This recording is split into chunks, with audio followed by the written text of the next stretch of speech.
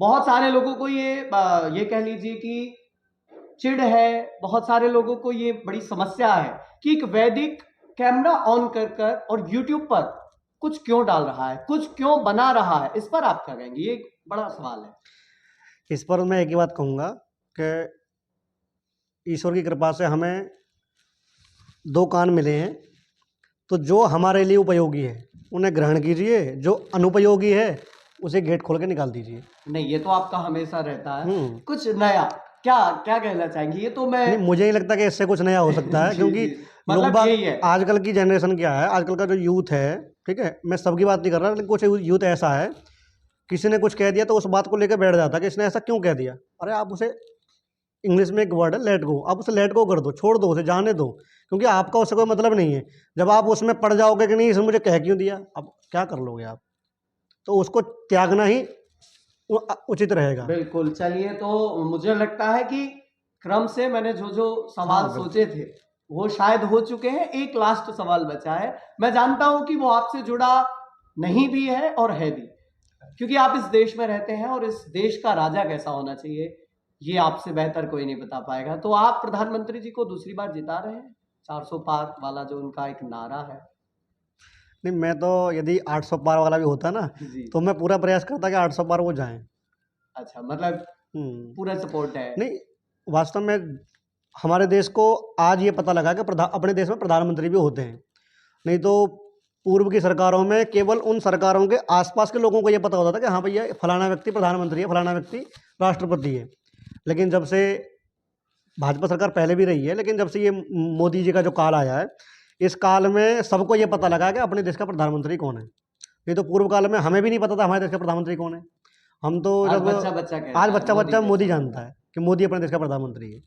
तो ये उसके यानी पूर्व कर्मों के। 400 पार, आप हाँ, सब बिल्कुल। समझ रहे होंगे, 400 पार का नारा दिया है और आपने तो सीधा 800 पार डबल, मेरा यानी कि डबल इंजन की सरकार तो है ही है, आप हुँ, डबल तो वो मतलब और बाहर से ही आए हैं। मतलब जय हिंदू राष्ट्र का नारा आप हाँ, मैं बिल्कुल, मैं उसको लगाते लेके हैं, चलता हूँ, जय हिंद राष्ट्र को मैं फॉलो लेके करते चलता हैं बिल्कुल, हाँ। बागेश्वर धाम हुँ, सरकार को। हुँ। अच्छा, बागेश्वर धाम सरकार को लेकर आपकी क्या राय है? वो तो दिव्य क्योंकि बड़े प्रसिद्ध है और हुँ।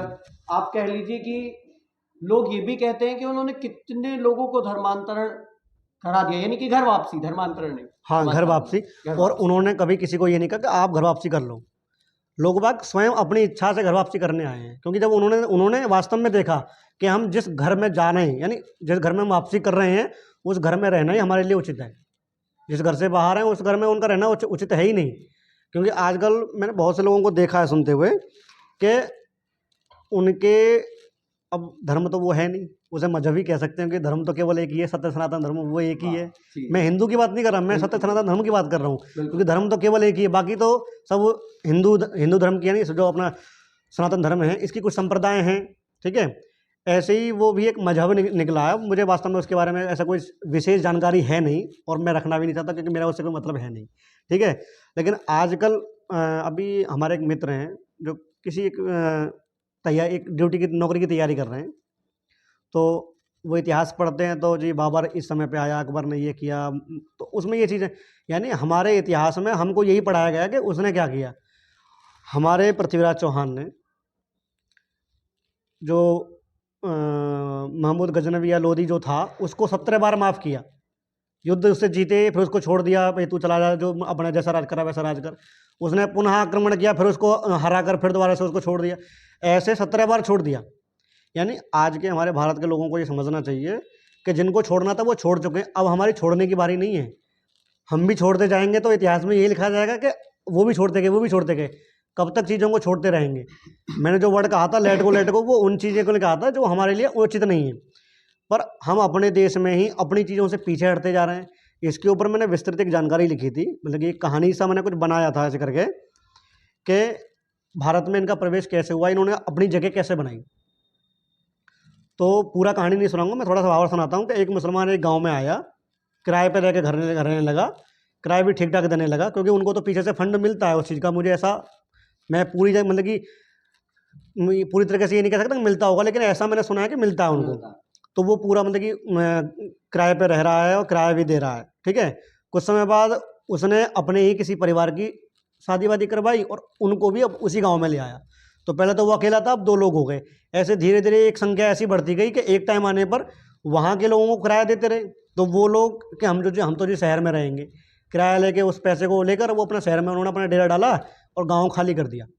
अब गाँव में एक मंदिर था, जैसे हम शिवालय कह सकते हैं या फिर कुछ भी कह लो, शिवालय मान लो उसको, एक मंदिर था। तो जब पूरे गाँव पर मुस्लिम एक बहुसंप्रदाय वहाँ पर आ गई, अब वहाँ पर कोई हिंदू नहीं है ऐसा, आसपास के गाँव में हैं, तो मंदिर था, मंदिर में देखा काफ़ी दिनों से गंदगी थी। अब मुसलमान जो भाई थे वो भाईचारा निभाने के नज़रिए से गए पास के गांव में कि जी फलाने का हमारे गांव में एक मंदिर है, अब हमारे गांव में कोई ऐसा हिंदू तो बचा नहीं जो पूजा कर सके, तो आप भी कभी समय निकाल कर वहाँ पर आ जाएं। तो वो उस गांव से प्रारंभ में 1-2 बार आते रहे, उसके बाद में उनका भी आना जाना बंद हो गया। तो धीरे धीरे उस मंदिर को मस्जिद में तब्दील कर दिया। और हमारे ये जितनी भी मस्जिद बनी है ना, लगभग मैं ये नहीं कह सकता सब ऐसी हैं, लेकिन और सभी ऐसी है क्योंकि हमारे भारत में कभी मस्जिद थी नहीं। यहाँ भी खुदा है, वहाँ भी हाँ, नहीं खुदा है। तो हमारे भारत में कहीं मस्जिद थी नहीं, लेकिन मस्जिदें आज बन रही हैं और आज वो लोग डंकी की चोट पे ये कहते हैं कि ये जगह हमारी है। यानी जिस गांव में वो किराएदार बन के आए थे, आज वो गांव पूरा उनका हो गया। आज वो गांव पूरा उनका हो गया। तो देश ये उनका होने हाँ, वाला। देश उनका होने वाला। अगर यदि आप हम जैसे- ऐसे ही सोते रहे जी, जी, तो जी। देश कब उनका हो जाएगा पता नहीं पड़ेगा। मुझे लगता है कि समय भी कुछ कह रहा है, लेकिन जाते जाते एक सवाल, क्योंकि नौकरी शब्द आया, तो नौकरी लेने वाला बनना चाहिए या देने वाला, ये अंतिम सवाल। नहीं, मैं तो नौकरी नहीं, क्योंकि नौकरी का मतलब है आप नौकर को रख रहे हैं, बिल्कुल। आप नौकर को आज मत का रखिए। युवा हम्म। यही चाहता है कि मुझे एक सरकारी नौकरी मिले, मैं एक अच्छा बिजनेसमैन बनूं, तो आप इस पर क्या विचार रखेंगे? इस पर तो एक ही बात कहना है कि जो सरकारी नौकरी के लिए लेने वाला है, देने वाला? जो सरकारी नौकरी के लिए जाने वाला है, ठीक है, वो वास्तव में देश के लिए कुछ नहीं करने वाला।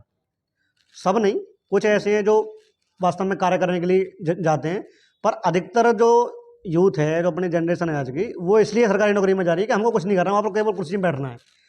और प्राइवेट में वास्तव में काम हो रहे हैं। तो आजकल देखने को मिलता है कि रेलवे स्टेशनों पर लोग बाग आराम से बैठे हैं, कोई चिंता नहीं है। तो सरकारी नौकरी के लिए जो जा रहा है वो वास्तव में ये इसलिए जा रहा है कि मुझको देश की सेवा नहीं करनी, मुझे तो सिर्फ अपनी अर्निंग करनी है और कुर्सी तोड़नी है।